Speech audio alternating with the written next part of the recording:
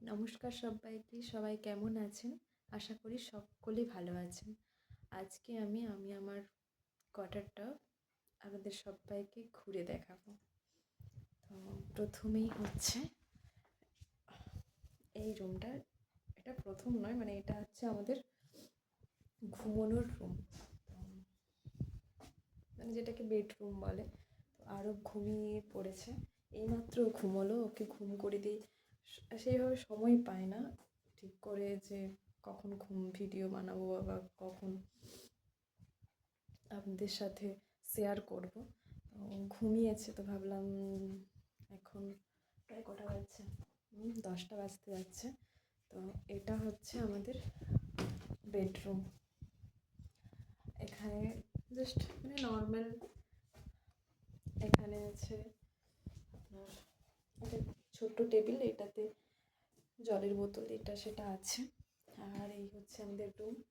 আর এটা হচ্ছে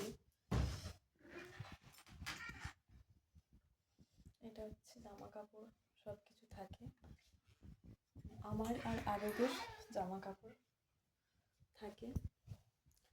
আর তারপরে হচ্ছে এইদিকে, মানে রুমের একদম এদিকে, এটা হচ্ছে বাথরুম, ল্যাট্রিন আছে আলাদা আলাদা দুটোই।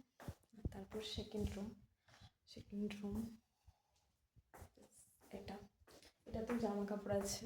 এই আলমারিটাতেও আমার হাজব্যান্ডের জামা কাপড়, ডিউটি ড্রেস সব কিছু আছে। আর এখানে আছে আমাদের ভগবান ঠাকুর যেটা। আর এটা হচ্ছে একটা ছোট্ট বেড, যেখানে আরও খেলাধুলো করে। এখানে সব কিছু, ছোট বাচ্চা, এই জন্য সেইভাবে মানে ক্লিন করা থাকে, পরিষ্কার করা থাকে, কিন্তু সেইভাবে ডেকোরেশন করতে সময় পায় না। আর এই হচ্ছে সেই সোয়েটার যেটার জন্য আমি আমার পরের ড্রেসটা পরে আছি। আর এখানে একটা ছোট্ট আয়না আছে, এটার মধ্যে আমাদের একটা এই যে। আর সব থেকে মানে আমার সব থেকে পছন্দের জায়গা হচ্ছে আমার কিচেন, রান্নাঘর। এখানে ছোট্ট গ্যাস, এটা হচ্ছে ইন্ডেক্স। মানে এখানে রান্নাঘরটা না একদম ছোট, এই জন্য মানে অ্যাডজাস্ট করে নিতে হচ্ছে। আর এখানে বাসন রাখার র্যাক আছে, এখানে আমি সবজি টবজি রাখি। এখানে ওপরে টুকটাক আছে, এখনও সেইভাবে আমি গোছ। আর এখানে আছে জলের বোতলের সব ক্যাম্প। এই হচ্ছে আমার ছোট্ট রান্নাঘর, দেখে নাও ঘুরে একবার।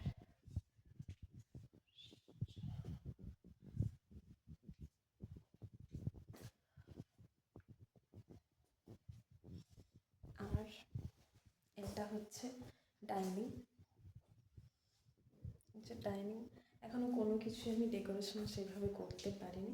আর সব থেকে আমার মানে আমি এত বছর কোয়ার্টারে আছি, আমি কোথাও আমি ব্যালকনি পাইনি। মানে আমার পছন্দের জায়গা হচ্ছে একটা ছোট্ট রকম ব্যালকনি থাকবে, সেখানে আমি চা খাবো, কফি খাবো।